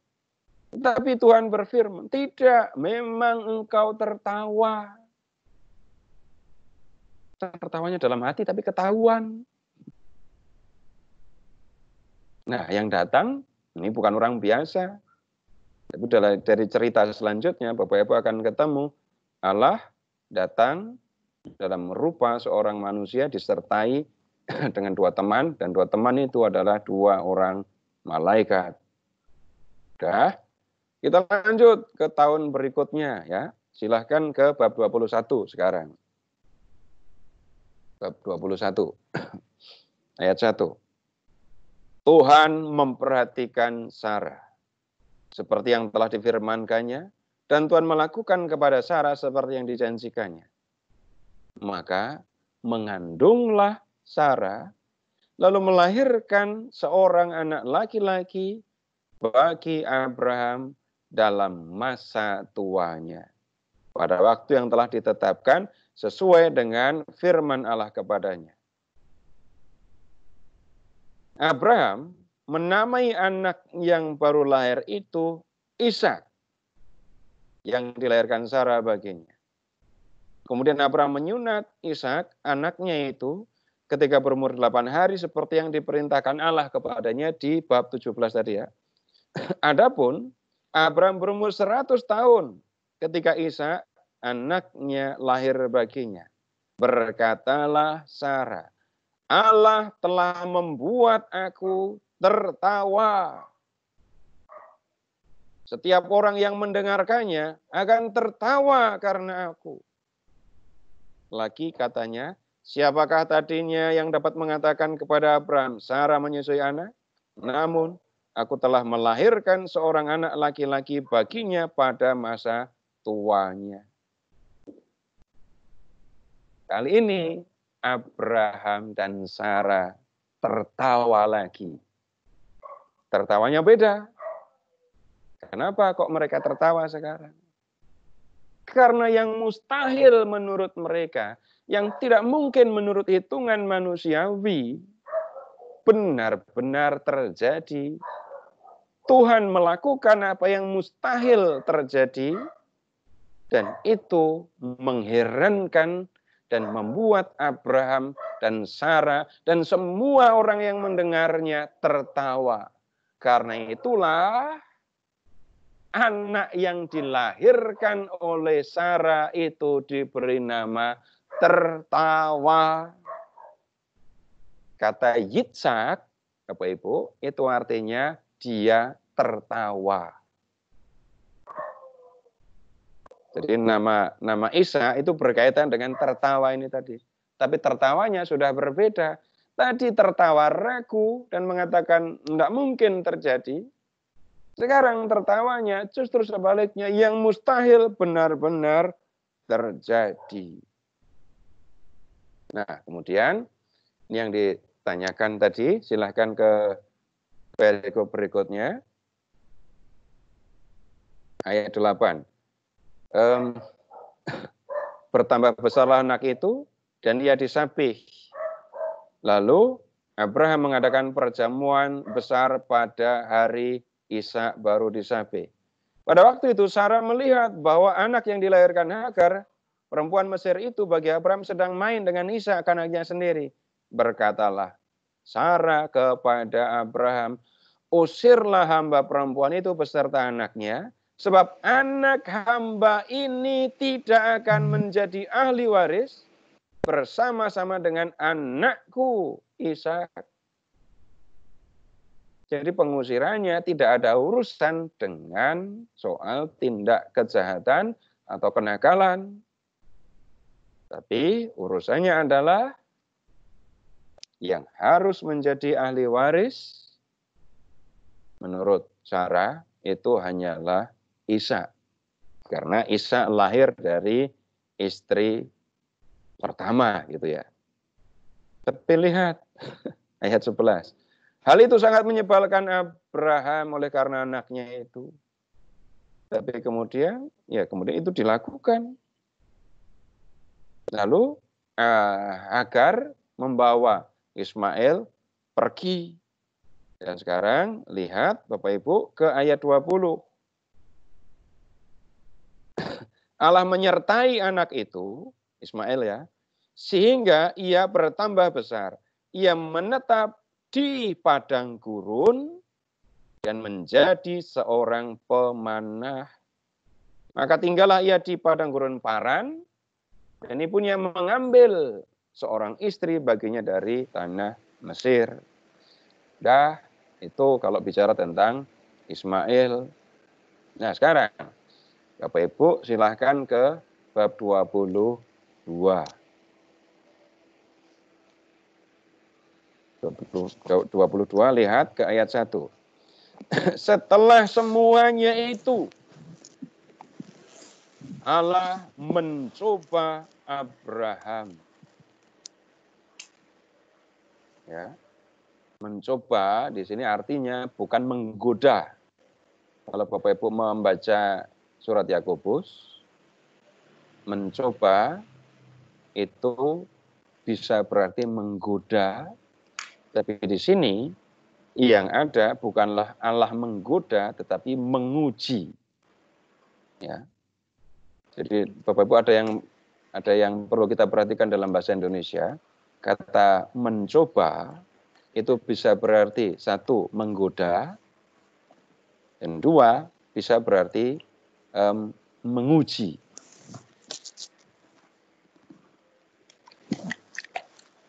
Ini tolong di mute.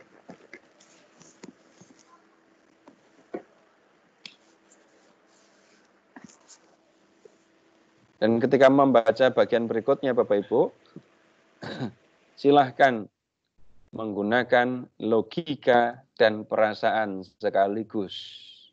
Bagaimana Allah mencoba Abraham? Ia berfirman kepadanya, Abraham, lalu sautnya, ya Tuhan. Firman-Nya, ambillah anakmu yang tunggal itu, yang engkau kasihi, yakni Ishak.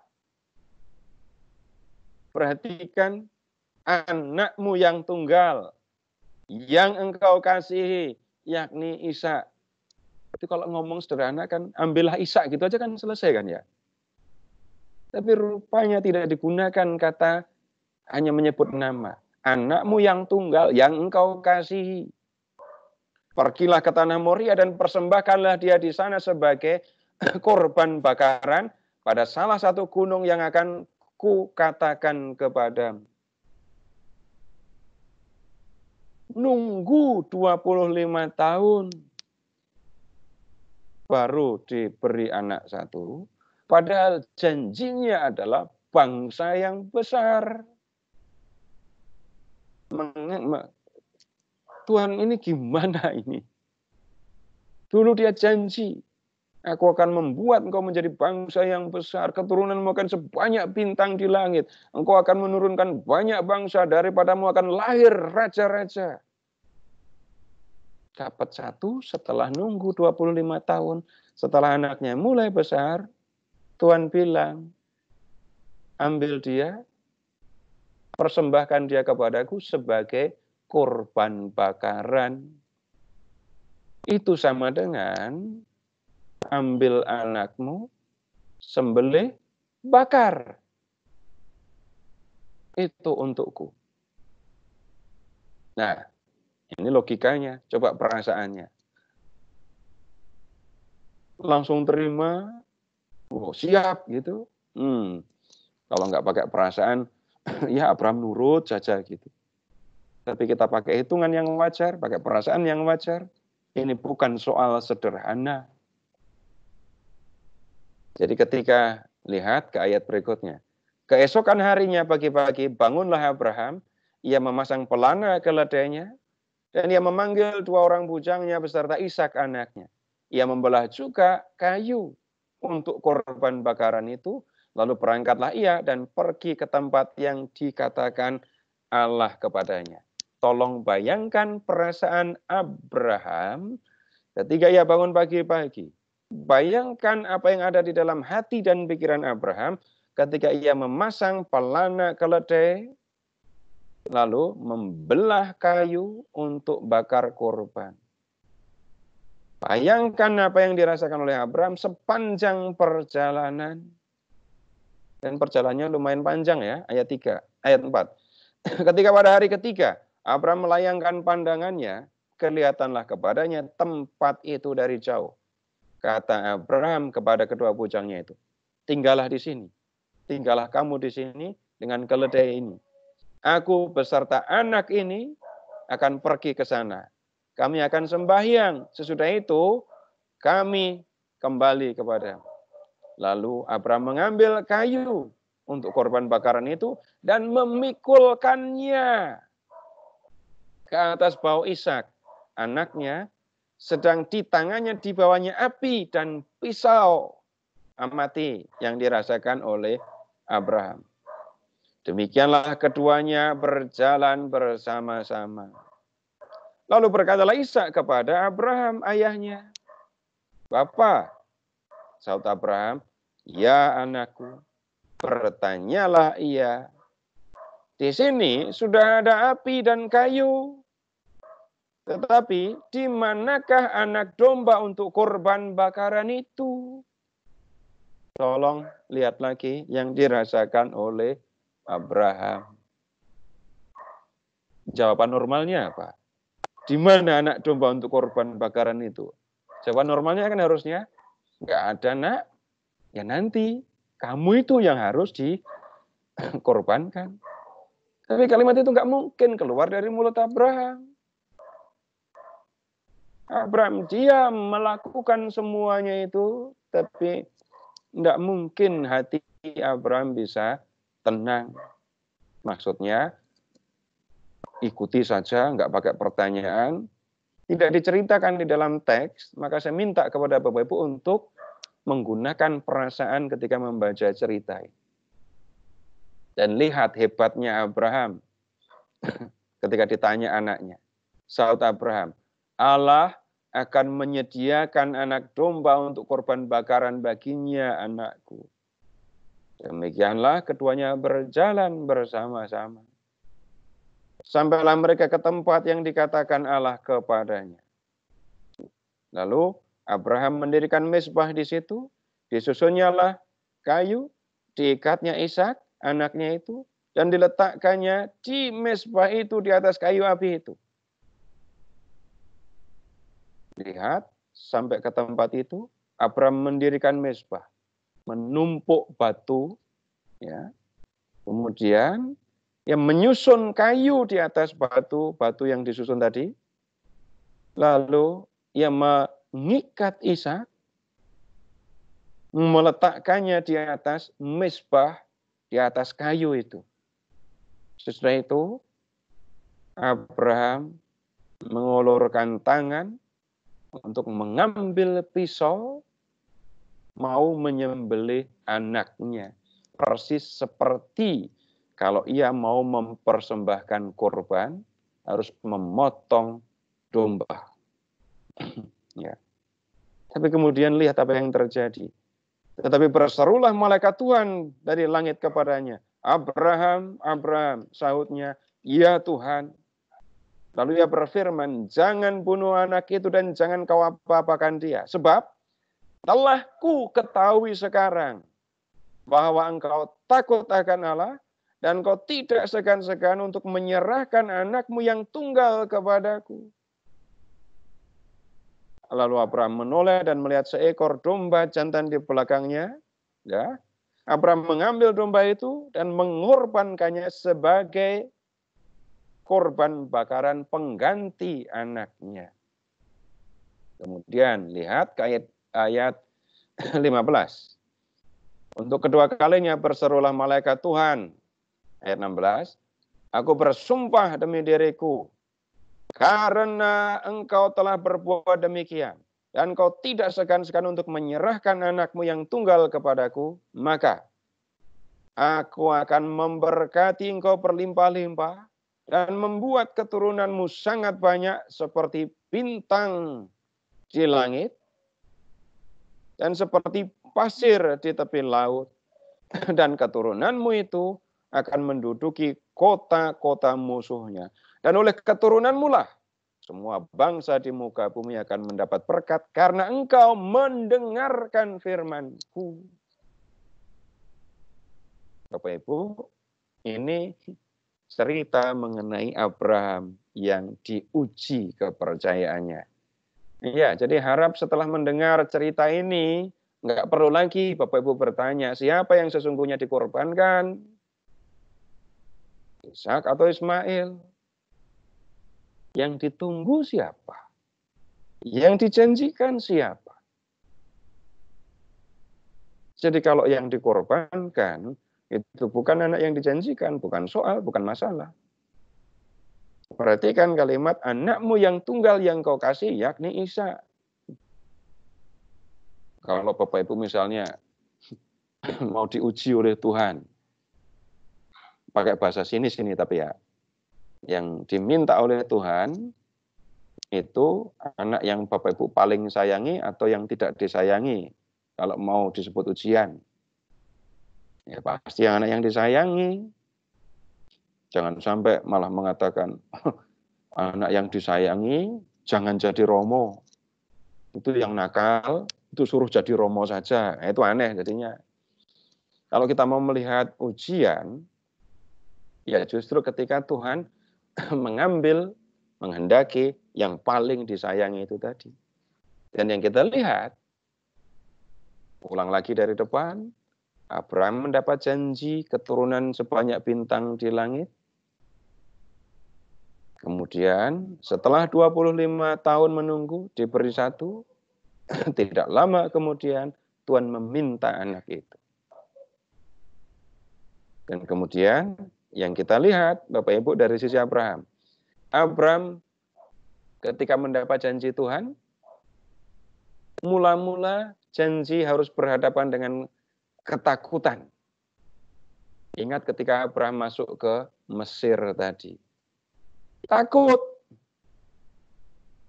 Kalau sampai nyawanya hilang, mati. Tapi yang kita lihat, Tuhan menjaga janjinya. Kemudian setelah sekian lama mengikuti Tuhan, Abraham ragu. Bagaimana mungkin umur sekian, sudah usia lanjut akan bisa punya anak. Konsekuensinya nanti kalau dia mati tanpa punya anak, maka hambanya yang akan menguasai dan menguasai harta bendanya, menjadi ahli warisnya. Tapi lihat, setiap Abraham ragu, Tuhan meneguhkan janjinya. Dan lihat juga bagaimana Abraham tetap mengikuti Tuhan itu. Gampang? Enggak. Silahkan amati saja dengan menggunakan perasaan masing-masing. Sarah yang ikut Abraham cari jalan sendiri. Mungkin oleh dialah, lewat dialah aku akan punya anak. Sarah mencari jalan sendiri yang mungkin menurut ukuran zaman itu bisa diterima dan mungkin dikehendaki oleh Tuhan, tapi ternyata bukan itu. Kemudian ketika Tuhan meneguhkan janji tahun depan kamu akan punya anak, tahun depan aku akan ke sini dan aku akan melihat Sarai gendong anak. Pada waktu itulah Abraham, Sarai tertawa. Mustahil itu terjadi. Ya mungkin. Nah, kemudian ketika yang dijanjikan Tuhan benar-benar terjadi, mereka tertawa lagi. Kemudian tertawanya seolah-olah belum hilang, Bapak Ibu. Seolah-olah ya. Anak yang dijanjikan mulai tumbuh besar, tapi Tuhan meminta dia. Abraham mengikuti apa yang dikehendaki Tuhan, dan kemudian Tuhan mengatakan di bab 22, telah ku ketahui sekarang bahwa engkau takut akan Allah, dan engkau tidak segan-segan menyerahkan anakmu yang tunggal kepadaku. Nah sekarang begini, Bapak Ibu, ketika kita mau belajar tentang beriman, menjadi orang beriman dari Abraham, Bapak Ibu bisa melihat banyak sekali aspek dalam cerita ini, tapi saya akan menyampaikan kepada Bapak Ibu, ya 1-2 hal saja. Kapan Bapak Ibu itu terbukti sebagai orang yang percaya? Atau begini saja, Bapak Ibu bisa berenang atau tidak? Untuk mengatakan saya bisa berenang atau saya tidak bisa berenang, khususnya kalau pas mengatakan saya bisa berenang, maka jawabannya nggak cukup hanya bisa. Jadi jawaban ini terus dibuktikan. Gimana caranya? Nyebur ke tempat, ke air yang dalam. Dan kalau sudah masuk ke air yang dalam baru ketahuan saya bisa berenang atau tidak. Bapak Ibu orang yang sabar atau bukan? Silakan lihat ketika situasi di sekitar Bapak Ibu itu tidak seperti yang Bapak Ibu inginkan. Bapak Ibu orang yang setia kepada pasangan, kepada suami, kepada istri atau tidak. Perhatikan ketika istri, suami tidak dalam keadaan seperti yang saya mau, atau ketika saya berhadapan dengan orang lain, laki-laki lain atau perempuan lain, baru ketahuan. Saya setia kepada Tuhan atau tidak? Saya percaya kepada Tuhan atau tidak? Jawabannya kurang lebih sama. Saya terbukti percaya kepada Tuhan, setia kepada Tuhan atau tidak, itu ketika Tuhan tidak berlaku seperti yang saya mau. Kalau Tuhan menuruti semua yang saya inginkan, memenuhi apa yang saya mau, belum ketahuan saya percaya atau tidak. Tetapi ketika Tuhan tidak melakukan apa yang saya mau, bahkan melakukan apa yang bertentangan dengan apa yang saya inginkan, baru ketahuan saya setia ikut Tuhan atau tidak. Dan itu yang kita lihat dari Abraham. Mengikuti terus. Padahal Tuhan tidak melakukan seperti yang diinginkan. Coba yang diinginkan bagaimana? Umur 75 tahun, lalu Tuhan janji, aku akan membuat engkau menjadi bangsa yang besar. Ya harusnya nggak usah nunggu 25 tahun. Nggak lama setelah mendengar janji itu, udah mulai lahir anak. Berikutnya akan segera lahir cucu dan seterusnya. Harusnya begitu. Yang diinginkan pasti begitu. Tapi lihat, Abraham mengikuti Tuhan sekalipun harus menghadapi situasi yang seperti itu. Kemudian, kesetiaan kepada Tuhan itu juga diwujudkan dalam tindakan. Orang yang setia itu tampak di dalam perbuatan. Orang yang percaya kepada Tuhan juga tampak di dalam perbuatan. Bagaimana Abraham menunjukkan kepercayaannya? Lihat, meninggalkan negerinya, meninggalkan rumah bapaknya, lalu pergi ke satu tempat yang belum ditunjukkan. Tapi dia ikut. Dia mengikuti yang dikehendaki oleh Tuhan. Kemudian kepercayaan Abraham yang menjadi sangat mencolok ditunjukkan dengan menyerahkan anaknya yang tunggal yang dikasihi kepada Tuhan. Sudah nyatanya Abraham sudah membawa anak itu untuk dikorbankan, walaupun nggak jadi ya. Tapi itu sudah tampak dengan jelas bahwa Abraham memang percaya kepada Tuhan. Jadi Bapak Ibu nggak perlu kemudian membaca surat Paulus, membaca surat Yakobus, lalu mempertentangkan. Yang penting itu beriman. Karena yang menyelamatkan itu iman, bukan pelaksanaan hukum Taurat, bukan perbuatan. Lalu kita jawab, iman tanpa perbuatan mati. Tapi ada yang berpikir lebih lanjut. Yang penting berbuat. Seolah-olah perbuatan tidak ada kaitan dengan iman. Membaca surat Yakobusnya harus dilanjutkan.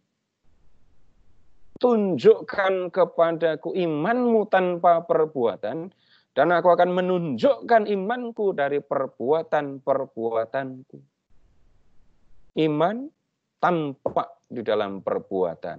Perbuatan merupakan perwujudan iman. Kalau iman itu tidak diwujudkan, itu bukan iman. Bagaimana mungkin orang beriman tapi tidak bertindak sesuai dengan imannya? Itu akan ketemu hal yang aneh. Nah, yang lain lagi yang kita bisa belajar, Bapak Ibu, tolong mengamati, tolong memperhatikan, ya, ketika Bapak Ibu berdoa kepada Tuhan. Silahkan mengingat ketika Bapak Ibu berdoa dan doanya adalah permohonan. Doa permohonan diajukan kepada Tuhan. Dan kalau memohon itu menjadi lebih serius kalau yang dibutuhkan itu sangat mendesak, gitu kan ya. Jadi permohonan menjadi sangat serius kalau yang saya minta itu benar-benar mendesak, saya perlukan. Dan tolong amati Bapak Ibu, bayangkan sendiri ya, wajah kita masing-masing kalau sedang berdoa, memohon dengan cara seperti itu, wajah kita gimana? Memohon serius sambil tersenyum? Enggak. Memohon sangat sungguh-sungguh sambil menangis? Sangat masuk akal dan bisa terjadi. Nah, kemudian tolong mengingat juga, tidak semua pernah mengalami sayangnya ya. Kalau memohon serius, kita bisa mengatakan semua ngalami. Tapi yang berikutnya, tolong Bapak Ibu mengingat, pernah nggak Bapak Ibu berdoa di hadapan Tuhan, bukan sambil menangis, bukan dengan muka yang cemberut, tetapi sambil tersenyum. Kenapa kok tersenyum? Kalau tersenyum, biasanya bukan doa permohonan. Tapi apa? Syukur. Kenapa kok bersyukur? Ada hal yang saya alami, hal yang sangat serius. Saya nggak nyangka bisa mengalami hal yang seperti ini. Ada hal yang tampaknya nggak mungkin saya alami, tapi nyatanya saya alami. Dan itu terjadi sungguh-sungguh. Saya mengucapkan syukur kepada Tuhan, dan saya tersenyum kepadanya. Jangan sampai berpikir kalau ke depan Tuhan, ngadap Tuhan muka harus serius, sambil nangis-nangis, harus selalu begitu. Enggak. Dan kenapa saya mengajak Bapak Ibu untuk mengingat itu? Kalau ingin melihat bagaimana kita bersyukur, ingin melihat bagaimana saya melihat kebaikan Tuhan, dan merasakan sungguh-sungguh apa yang dilakukan oleh Tuhan, tolong amati yang sederhana itu tadi. Pernah nggak saya tersenyum di hadapan Tuhan? Dan kalau tidak pernah tersenyum di hadapan Tuhan, pertanyaannya dilanjutkan. Beneran Tuhan nggak pernah membuat saya tersenyum? Yang sebenarnya terjadi, Tuhan nggak membuat saya tersenyum, atau saya yang memang tidak mau tersenyum? Kalau saya tidak mau tersenyum, itu kenapa lagi?